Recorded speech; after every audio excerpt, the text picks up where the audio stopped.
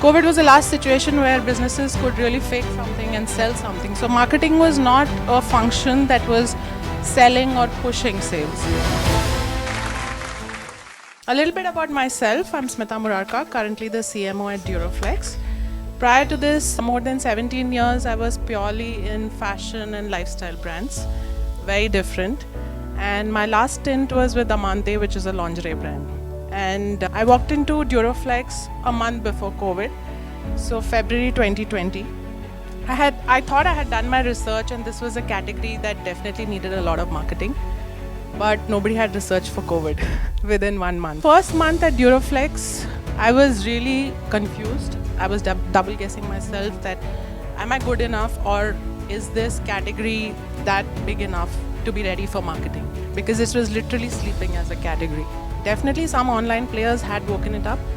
We as a business had also launched our online brand called Sleepyhead, which was doing very well.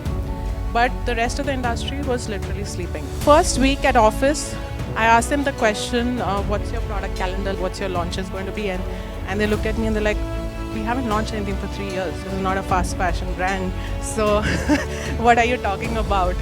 And then I went back home and, okay, what marketing am I going to do? But the interesting thing is that sleep was really imbibed in every individual. Individually, collectively, leadership-wise, everybody believed that sleep is important for health much before everybody got to know about it. My first week, I was gifted the book Why We Sleep by Matt Walker. And for years, we've been trained not to sleep. As professionals, we take pride in coming to office and saying, oh, I'm not slept, I've worked. And that's exactly what you can't say at Duroflex. You'll be taken into a room and there'll be sessions on what's wrong with you. Let's talk. So this is a different world altogether, and reading this book definitely changed my perspective. I was ready actually, mentally.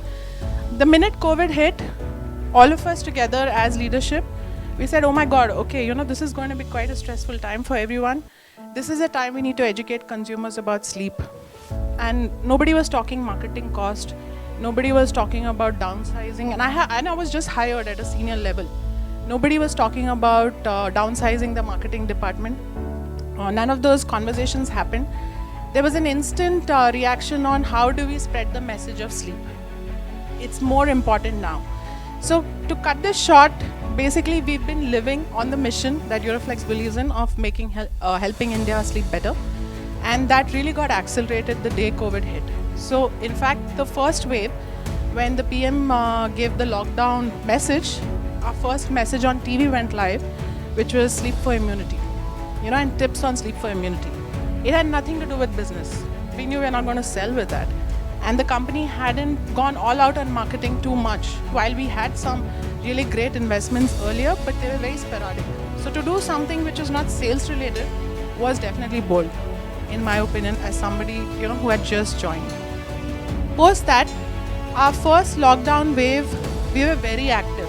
We activated our social media handles. So Duroflex as a brand, like the industry, was pretty much an offline brand. We did have an online brand that we had started as a kid on the block, but Duroflex was expected to be an offline brand because this industry was very well entrenched into retail system, which was difficult to shake, and all the business heads would know how dangerous that is. So while we wanted to be digital, we had our eyes set on growing our digital and slowly getting into it, scaling it in the next 3 years. But of course, everything changed. Our digital marketing efforts were to get started, but it got jump-started. And we took our social media handles, fully activated it. We got influencers who were talking about fitness, health, and how do you make your sleep routine. We were doing things which even very large brands in large established categories like FMCG was probably pulled back because Excel sheet was more important. But here we were investing in really talking about health, sleep, getting doctors on our social media handles. I don't know if any of y'all follow Luke Cotino, but he's a big holistic lifestyle coach and he charges quite a bit. And we got him to do a live session on how do you focus on sleep, because that was really the pillar. 1 year later, of course, everybody's talking about it, the media is talking about it, but we really started talking about it 1.5 years back.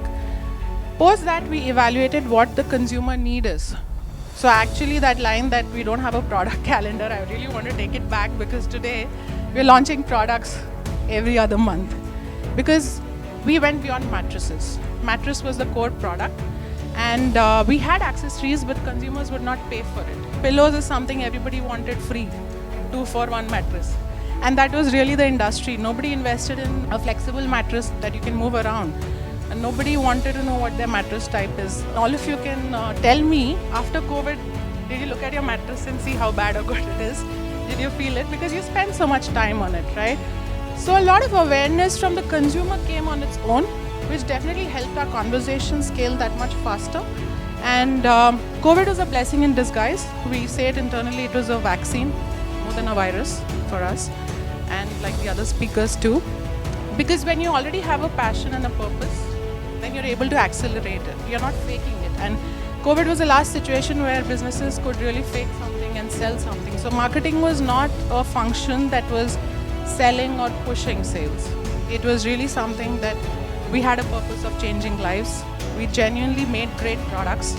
We had transformed our product range even 3 years back, when actually there was no need to do it because consumers didn't care. But we took the time to get a designer, Foley Designs, which is a very popular design house. They came in, changed the whole fabric designing. We reorganized the mattress range into more consumer need versus just coir, foam, materials which even consumers didn't know what it means. So we had already done these exercises in product excellence, and we had the best product, so we believe. So the stage was really set to go forward. And this 1.5 years has been really interesting for us as a business, for me as a marketer, because I think when it was second guessing what I've done or what I'm capable for, I really got the wings to fly. And there was so much freedom given and so much trust given to each one of us to really believe in it. And all of us were really inducted into sleep as an essential, as a nuance. So we were able to speak that language not only internally but externally. We reorganized our product. We made sure we launched a lot of new products. So last year we launched an antiviral mattress protector. Again, a product which nobody even knew or cared for, but internationally it is a must-have. And that's something that consumers took well to. We launched vacuum-packed roll-pack mattresses, which are very easy for e-com. So typically for digital sales, it's very difficult to transport your regular mattresses. This comes vacuum-packed rolled, so it's very easy to transform. So within 3 months, we were ready with that product. We've been launching a lot of products. Comes to what are our marketing efforts. So from influencer marketing, social marketing, when things opened up, we were ready to go big. And that's when we said everything is in place and let's do some big properties to really go to a mass Indian consumer. Because this brand for 50 years has been a South Indian regional brand. Very famous one. There are only 3 big brands in India, and 2 of them come from South India, Kurlon and Duroflex. The other one is Sleepwell. So it was time to go pan-India. Again, a nuance. When I joined, I entered the MD's cabin and I was like, okay, so you don't have North India presence and East India, and no, we are only in South India. We do have plans 3 years later and 4 years later to enter. And I'm like, I have never even worked in an Indian brand. I've always worked in global MNC kind of brands. And here is a brand that's South India and it's quite happy. But that was the industry also. Most of the branded business happened in South India. Even today, the industry is very unorganized. A lot of cotton mattresses, gaddas, and Bombay as a city buys a lot of unbranded mattresses, even at a premium high-end level. So that's the industry that we need to transform. So I'll talk about 2 campaigns. Last World Sleep Day, which happens in March, we had a very, very differential campaign called Sounds of Sleep, which was about bringing back regional lullabies through regional music artists. And it was hosted by Kalki. And that really touched a chord, to parents, to young parents, and especially in these times. It was really soothing. And that went really viral, as many people know. That did really well for us. Again, this was not a business or a brand selling strategy. Cut to now, we've just launched our campaign with our brand ambassador, Alia Bhatt. A very differential choice because this industry is largely dominated by male consumers, also male faces. So we were very clear we wanted to go bold because today in most categories there's an equal say, and we needed to attract the millennial audience which believes in the power of sleep, which believes in intelligent buying, and wanted to change the way this industry looks. So Alia Bhatt has a very, very different, disruptive choice. It was a huge risk.